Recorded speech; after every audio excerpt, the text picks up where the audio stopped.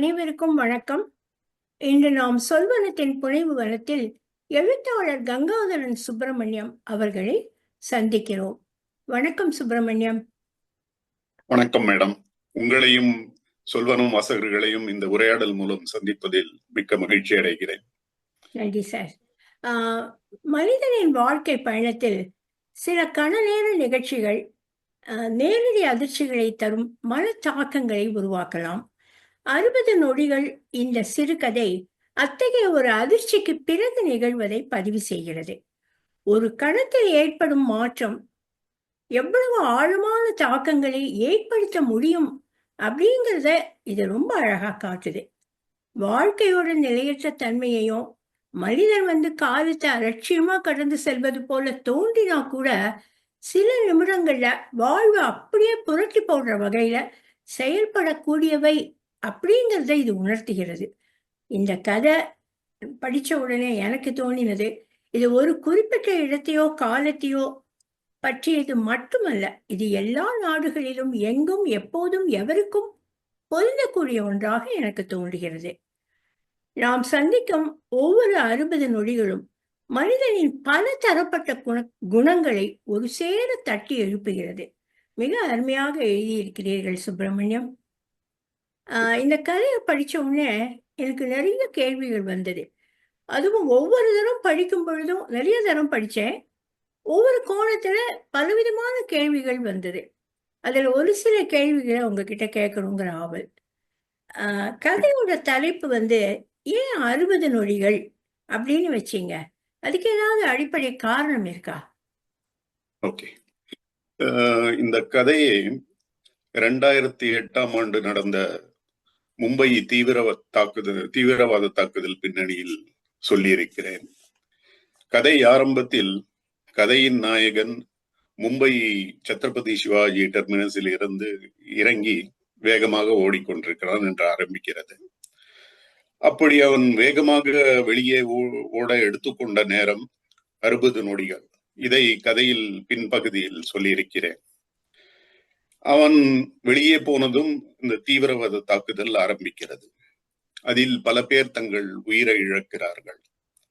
இவன் அதிர்ஷ்டவசமாக உயிர் பிழைக்கிறான்.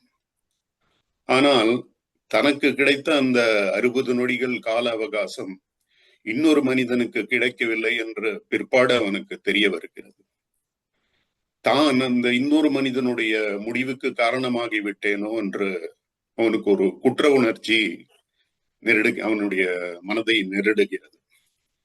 ஒரு சிறிய தருணம் நம்முடைய வாழ்க்கையை புரட்டி போடக்கூடியது, வாழ்வில் மிகப்பெரிய தாக்கத்தை உருவாக்கக்கூடியது என்று சொல்லும் வகையில் இந்த கதைக்கு 60 நொடிகள் என்று தலைப்பு வைத்தேன். சுத்தமாக இருக்கிறது. இரண்டாவது இந்த கதாநாயகன் மேல இடிச்சான் ஒருத்தன். அவன் தான் அஜ்மல் கசாப்ங்கிற தீவிரவாதி. அப்புறம் தீவிரவாதத்துல இறந்தவர்கள்ல கடைசியில வரும் அவர் பெயர் சந்தீப் மாத்ரே அப்படின்னு. இவங்க 2 பேரை தவிர இந்த கதையில கதாநாயகனோ அவன் மனைவியோ அவன் குழந்தையோ அந்த யாருடைய பெயருமே வரவில்லை. அது இன்னும் ஒரு புதுவிதமான உத்தி. நான் அது மாதிரி அதிக கதைகள் படித்ததில்லை, அதனால்தான் கேட்கிறேன்.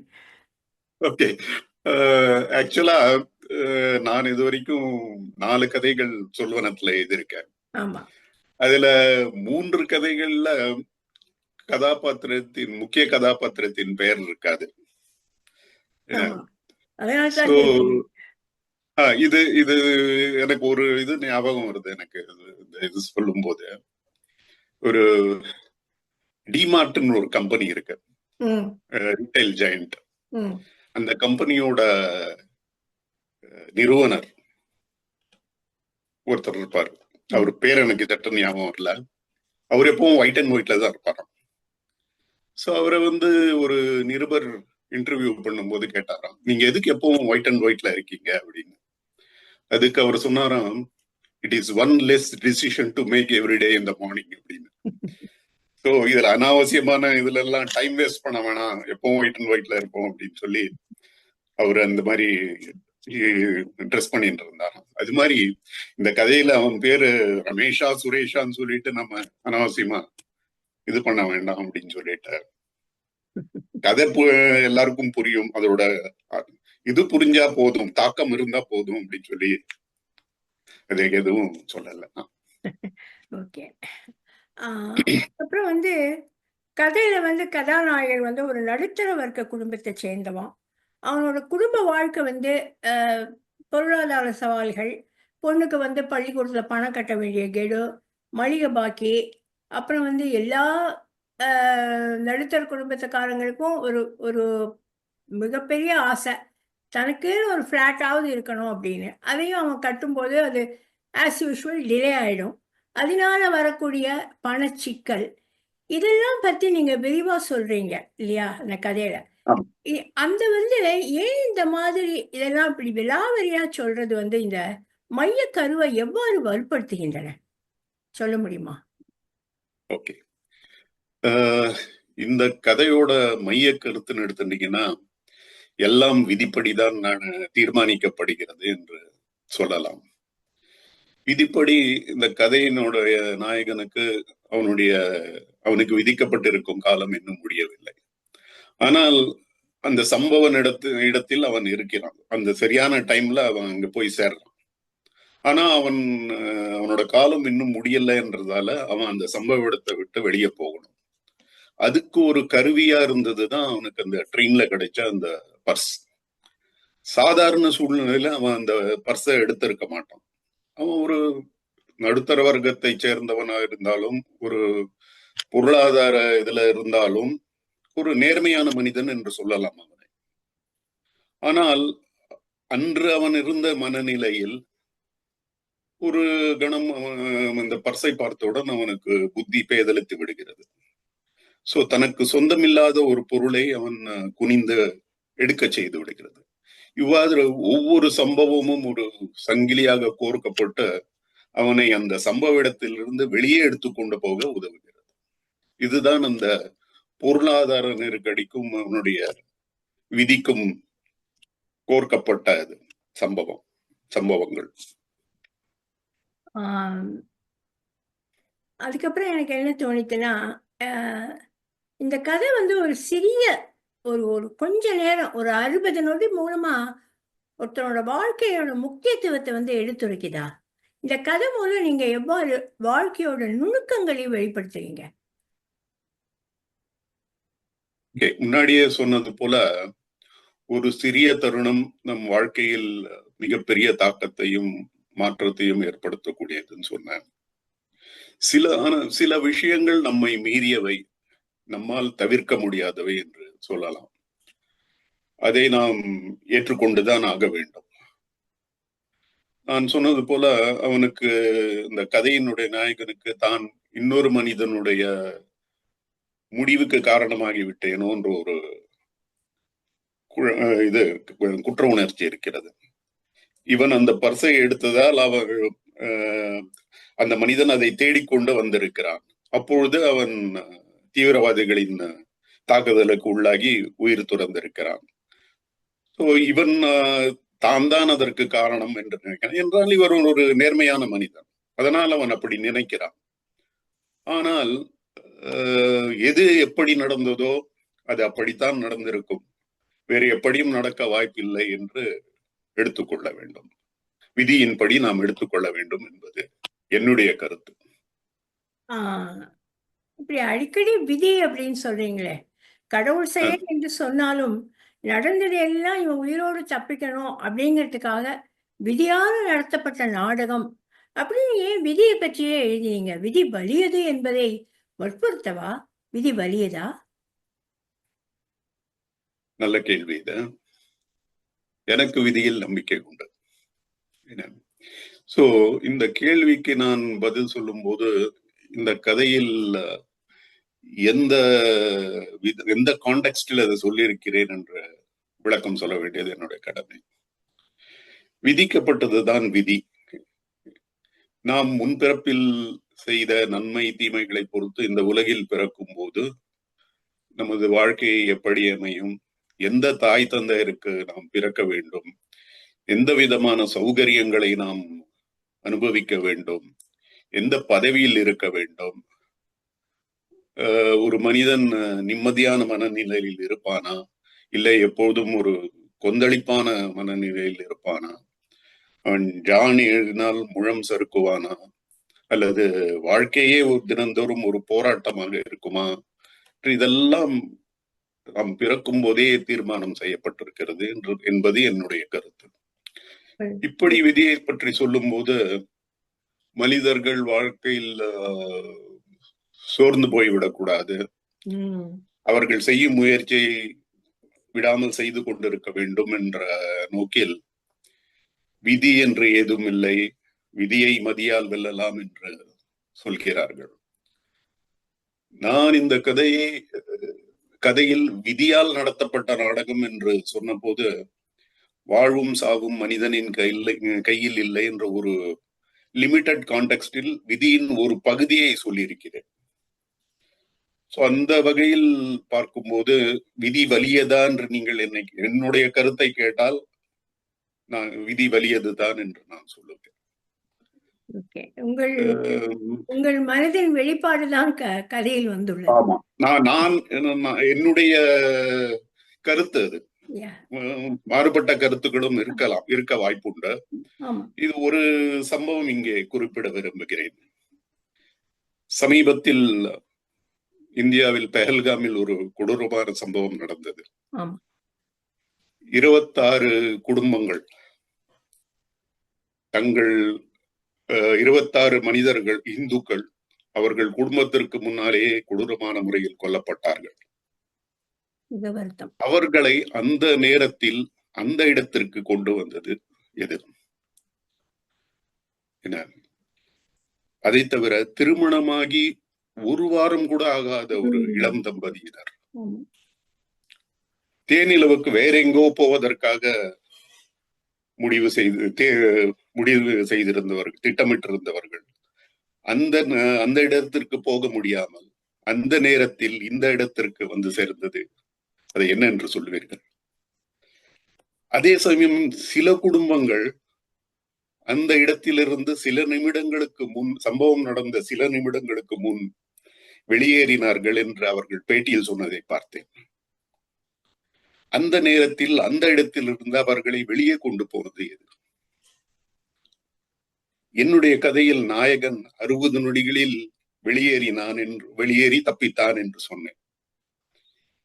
நிஜ வாழ்க்கையில் சில குடும்பங்கள் சில நிமிடங்கள் வித்தியாசத்தில் உயிர் தப்பியிருக்கிறார்கள். இதைத்தான் என் கதையில் விதியால் நடத்தப்பட்ட நாடகம் என்று சொன்னேன்.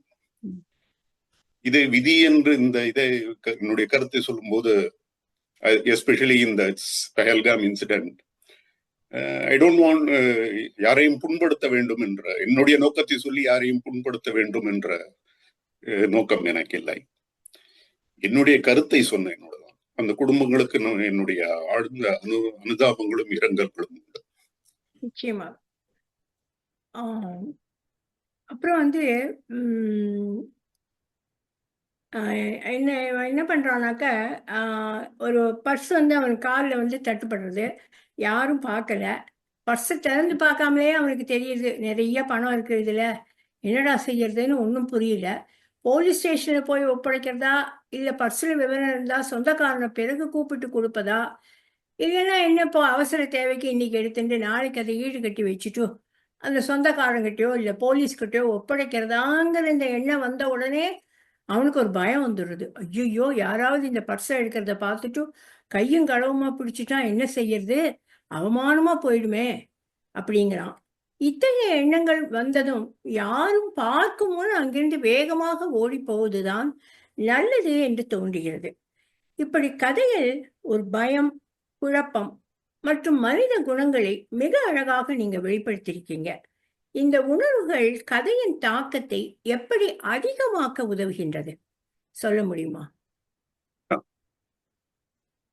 முதலில் அந்த பர்ஸை பார்த்தவுடன் அவனுக்கு தோன்றும் உணர்வு நீங்கள் சொன்னது போல ஒரு மனக்குழப்பம். இதை எடுப்பதா வேண்டாமா, அதை எடுத்தால் யாரிடம் கொண்டு போய் கொடுப்பது, போலீசிடம் ஒப்படைப்பதா, இல்லை அந்த பர்ஸை தொலைத்தவன் அதை தேடிக்கொண்டு திரும்ப வருவான் என்று அவனுக்கு தெரியும். சோ அவன் வரும் வரை காத்திருந்து அதை அவனுக்கு கொடுப்பதா அப்படின்னு முதல்ல அவனுக்கு ஒரு குழப்பம் வருகிறது. அதற்கு பின் அவனுக்கு தோன்றும் உணர்வு ஒரு குறுக்கு புத்தி. அவன் சபல புத்தின்னு சொல்லலாம். அவனுக்கு அந்த ஒரு பொருளாதார நெருக்கடியில் இருக்கிறான். இந்த பணம் அவனுக்கு கிடைத்தவுடன் ஒரு உடனடி தீர்வு கிடைக்கிறது அவனுக்கு. சோ அதை உபயோகப்படுத்திக் கொள்வதா என்று ஒரு சின்ன ஒரு மனம் பேதலிக்கிறது. அடுத்தது அவனுக்கு ஒரு பயம், இத யாராவது பார்த்துட்டாங்கன்னு, எடுத்ததை பார்த்துட்டாங்கன்னா என்ன பண்றது அப்படின்னு. அதுக்கப்புறம் யாராவது பார்த்துட்டு பிடிச்சிட்டாங்கன்னா என்ன பண்றதுன்னு அது ஒரு அவமானம். இந்த மாதிரி டிஃபரெண்ட் உணர்வுகள் அவனை தாக்கும் போது, ஒரு சேர தாக்கும் போது அவனுக்கு தெரிந்த ஒரே தீர்வு அங்கிருந்து ஓடி போய்விடுவதுதான் என்று. ஏன்னா அது ஃபிளைட் ஆட்டிடியூட் அப்படி போங்க, அது மாதிரி அவன் ஓடி போயிடணும் அப்படின்னு பாக்குறான். சோ இந்த உணர்வுகள் ஒன்று சேர்ந்து அவனை தாக்கும் போது அது ஒரு உந்து சக்தியாக இருந்து அவனை அந்த சம்பவ இடத்திலிருந்து வெளியே கொண்டு போகிறது. அதுதான் அந்த விதியின் தாக்கம். அந்த விதிப்படி அவன் அங்க இருக்கக்கூடாது. சோ அதையெல்லாம் ஒரு ஃபோர்ஸா இருந்து அவனை வெளியே கொண்டு போகும். அதுதான் இதோட தாக்கம். அதுக்கப்புறம் வந்து அவன் வந்து இந்த கதை வந்து நடந்து ஐ திங்க் 2008 நடந்தது. 2008 இல்லையா? 17 வருஷம் கழிச்சு இந்த மாதிரி ஒரு ஒரு ஒரு பயங்கரவாத பின்னணியை வச்சு ஒரு சாதாரண மனிதனோட வாழ்க்கைய பிணைந்து ஒரு கதை எழுதணும்னு உங்களுக்கு எப்படி தோணித்து? ரொம்ப நாள் அது ஒரு ஆர்வமோ?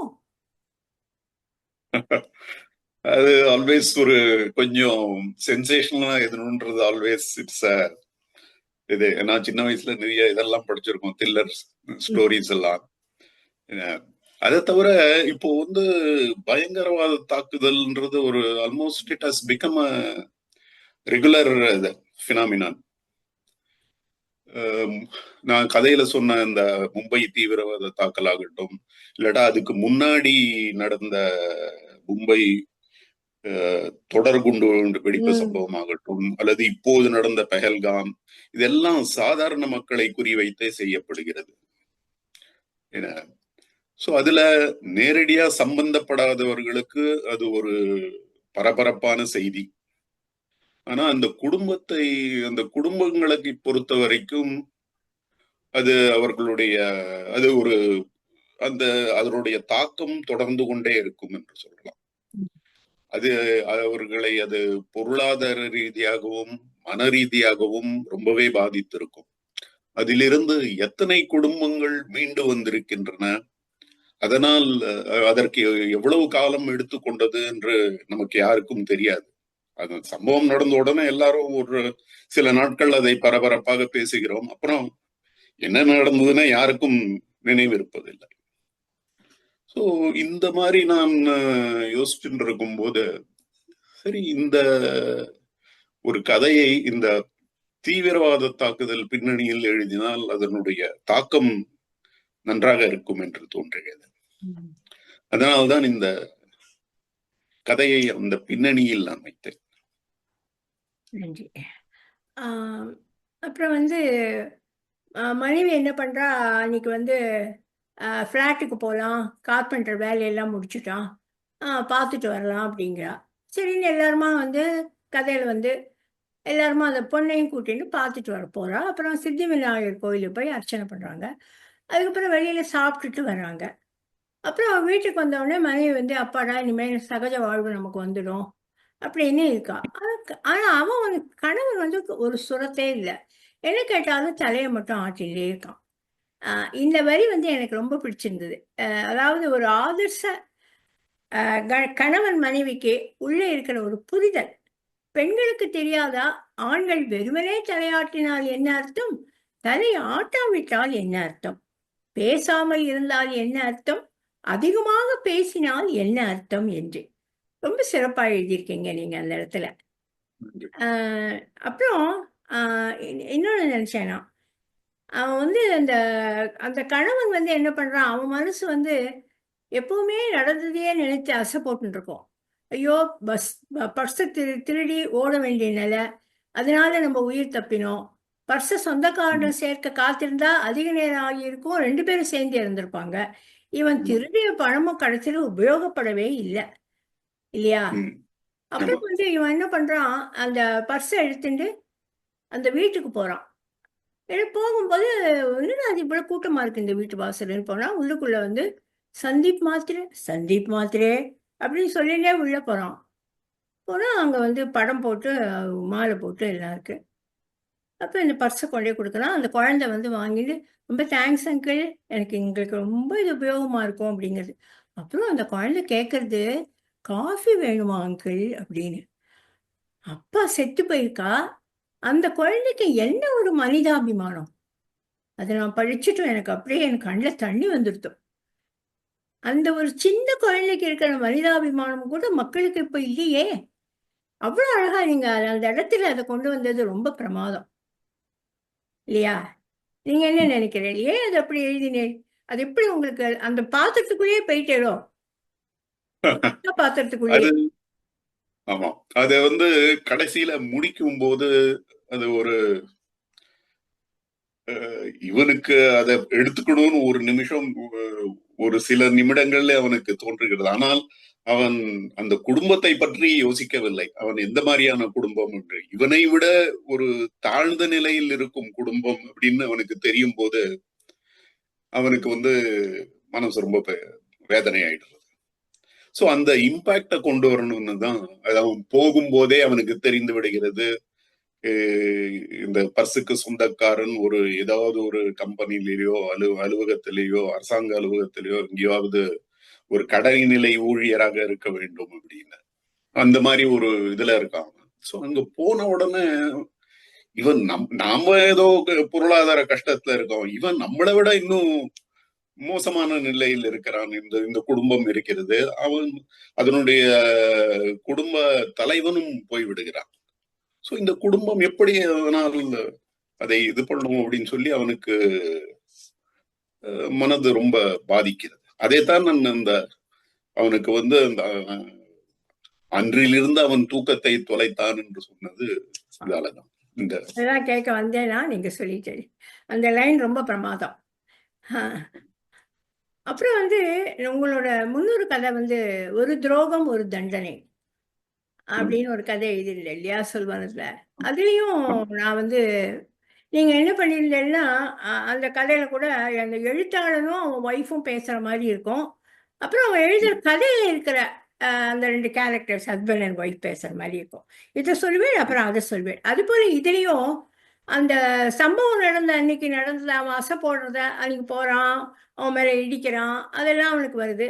அதுக்கப்புறம் வீட்டுக்கு வந்த உடனே அங்க கோயிலுக்கு போறா, அது போறா, இது போறான், திருப்பி அங்க போறது மைண்டு, திருப்பி இங்க வருது. இப்படி மாத்தி மாத்தி எழுதுறது ஒரு பெரிய உத்தி. அது என்ன நீங்க அப்படி புதுசா எழுதுறேன்? அது எப்படி அது உங்களுக்கு? வந்து இல்ல, நான் ஒரு வித்தியாசமான ஒரு கதையை எழுத வேண்டும் என்று நினைத்தேன். ஏன்னா அதை இன்ஃபேக்ட் நான் அதை சொல்வனத்துக்கு அனுப்பிச்ச போது வழக்கமாக கணவன் மனைவியை சந்தேகிக்கும் கதை சற்று வித்தியாசமாக சொல்ல முயற்சித்திருக்கிறேன் என்று சொல்லிதான் அனுப்பிச்சேன் அதை. ஏன்னா அது வந்து சொன்ன விதம் தான் அந்த கதையோட ஹைலைட்னு நான் சொல்லுவேன். ஏன்னா அதர்வைஸ் we know that அந்த மாதிரி கதைகள் எந்த ரீதியாக போகும் அப்படின்னு எல்லாருக்கும் தெரியும். யூஸ்வலா தி husband will suspect, but it turns out to be a wrong assumption அப்படின்னு யூஸ்வலா அந்த கதையெல்லாம் அப்படிதான் முடியும். என்ன பட் அந்த மாதிரி சொல்றதுல ஒரு எந்த இதுவும் இல்லை. அதுல it's nothing new in that story. So அதால கொஞ்சம் வித்தியாசமா சொல்லணும் அப்படின்னு நினைச்சோம். ஸோ அதாலதான் கதையை ஆரம்பிக்கும் போது இன்ஃபேக்ட் அது கதையில பாத்தீங்கன்னா ஃபர்ஸ்ட் பேராலேயே இது சொல்லிட்டு இருப்பேன், இந்த கதையோட கரு என்னன்னு சொல்லிட்டு இருப்பேன். ஒரு மனிதன் அவனுடைய மனைவியையும் அவனுடைய நண்பனையும் சந்தேகிக்கும் கதைன்னு ஃபர்ஸ்ட் படிக்கும் போதே தெரிஞ்சிடும் ஃபர்ஸ்ட் பேரால. அடுத்த பேரால அது எந்த ரீதியாக போகும் என்றும் சொல்லிவிட்டேன். அதாவது அவன் நினைப்பான். இது வந்து சொன்னது நிஜமாக நடந்ததா அல்லது கற்பனையும் நிஜமும் சேர்ந்தாற் போல எழுதுவதா அல்லது சொன்னதுபடி நடந்ததா இல்ல வேறு விதமாக நடந்ததா அப்படின்னு நான் சொல்லியிருக்கேன். சோ இது வந்து அந்த இதுல மூவ் ஆகும் அப்படின்னு, ட்ரெஜெக்டரியில மூவ் ஆகும் அப்படின்னு படிக்கிறவங்களுக்கு ஒரு மாதிரி புரிஞ்சிடும். அப்புறம் அதை கொண்டு போற விதத்துலதான் அது இருந்தது. அவனுக்கு வந்து கதையில வர்ற மாதிரியே அவனுடைய நிஜ வாழ்க்கையிலும் வரும். அவனுடைய மனைவி வந்து வருவா, அவ வந்து கொட்டடையை எடுத்துட்டு வருவா, அப்படிமா எல்லாத்தையும் இது அடுக்கி வைப்பாள் அப்படின்னு. ஸோ கதையிலையும் அது மாதிரி வரும், நிஜ வாழ்க்கையிலும் அதே மாதிரி வரும். அதால அது படிக்கிறவங்களுக்கு ஒருவேளை அவன் நிஜ வாழ்க்கையில நடந்துதான் கதையில எழுதியிருக்கானா அப்படின்னு ஒரு சந்தேகம் வரும். ஆமா, நானே 2-3 வாட்டி படிச்சேன். என்னடா இது இந்த மாதிரி இருக்கேன், மாத்தி மாத்தி எழுதியிருக்கேன் அப்படின்னு. அந்த கதையை அத கடைசியில கொண்டு போய் கொஞ்சம் ஓபன் எண்டா முடிச்சிட்டேன். I didn't put a definitive end to that story. கொஞ்சம் ஓபன் எண்டா அப்படின்னு கொஞ்சம் வித்தியாசமா அதை எழுதியிருக்கேன். அப்புறம் இப்ப நம்ம டிஸ்கஸ் பண்ணியிருக்கிறோம் இந்த கதையில வந்து அதை படிச்சுட்டு யாராவது வாசகர்கள் வந்து உங்களுக்கு எங்களுக்கும் இது மாதிரி எல்லாம் நடந்திருக்குன்னோ இல்ல யாரோ சொல்லி கேள்விப்பட்டிருக்கோன்னு இப்படி யாராவது உங்களுக்கு போன் பண்ணியோ இல்ல எழுத்து மூலமோ உங்களுக்கு வந்ததா? இல்ல, இது என்னோட இது usually circulated to my close friends and relatives, அவ்வளவுதான். சோ அதுல வந்து யூசுவலா சில நண்பர்கள் வழக்கமா போன் பண்ணுவாங்க and they will send a comment also. So நான் எதிர்பார்த்த நண்பர்களிடமிருந்து இது வந்தது ஃபீட்பேக். இட்ஸ் நல்லா இருந்ததுன்னு. ஆக்சுவலா இதுக்கு இந்த ஒரு துரோகம் ஒரு தண்டனை அதுக்கு வந்து I had got a lot of response. ஏன்னா that was a totally different story. So different type of story. அதால அதுக்கு நிறைய இது வந்திருந்தது, ரெஸ்பான்ஸ் வந்திருந்தது.